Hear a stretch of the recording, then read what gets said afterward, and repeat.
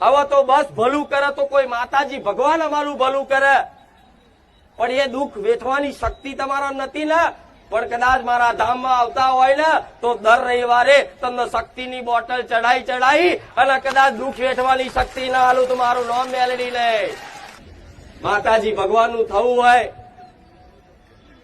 તો જોઈ લો જૂના ઇતિહાસ, ભક્તોના ચરિત્ર વાંચી લો, જોઈ લો. જીવનમાં એવી તકલીફો પડી છે કે એની કોઈ સીમા નહીં, પણ છતાંય જેનો ભરોસો તૂટ્યો નહીં ને એના જગતમાં બેડા પાર થઈ ગયા. એટલે જ્યાં સુધી તમારો વિશ્વાસ ને તમારો ભરોસો કોઈ પણ દેવી શક્તિ પર